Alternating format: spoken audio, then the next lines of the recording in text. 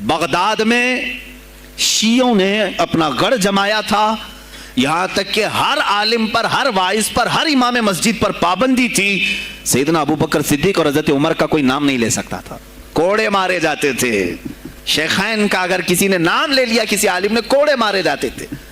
خلیفہ واثق باللہ تک یہ تاریخ چلی بغداد میں، اور سلطنتیں ٹوٹ چکی تھیں، سیاسی حالات اس قدر خراب ہو چکے تھے، چھوٹی چھوٹی ٹکڑیوں میں بٹ چکے تھے مسلمان۔ مصر کی طرف دیکھیں تو فاطمی حکومت قائم ہو گئی تھی، وہ اپنے آپ کو فاطمی کہہ رہے تھے۔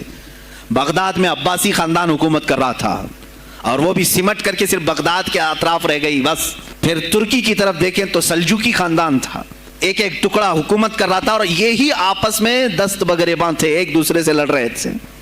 اور پھر پلس اس پر ایسا کہ بازنطینی جو عیسائی تھے، صلیبی تھے، ان سلطنتوں کو آپس میں لڑا کر کے اس قدر شدت پیدا کر چکے تھے کہ بغداد والا مصر نہیں جا سکے، مصر والا ترکی نہ آ سکے۔ پھر ادھر بخارا، سمرقند، نیشاپور، یہ جو رشیا میں ہیں آج، ازبکستان وغیرہ میں، یہاں الگ ایک سلطنت قائم تھی، اور ہند میں الگ کفرستان تھا۔ سب جگہ الگ الگ حالات تھے، اور مسلمانوں کے لیے اس زمانے میں ایسے حالات ہو گئے جیسے لاک ڈاؤن ابھی کا، سیم یہی سچویشن اس زمانے میں ہوئی۔ بغداد علمی مرکز تھا، کوفہ اور بصرہ علم کے مرکز تھے۔ آپسی رنجشوں کی وجہ سے بادشاہوں کی طلبہ ایک جگہ سے دوسری جگہ کا سفر نہیں کر سکتے تھے، بغداد کے سارے مدرسے بند پڑے ہوئے تھے، کیونکہ طلبہ آ نہیں سکتے۔ کہاں سے آئے تم؟ مصر سے آئے، واپس جاؤ، اس سلطنت میں کیا کر رہے ہو؟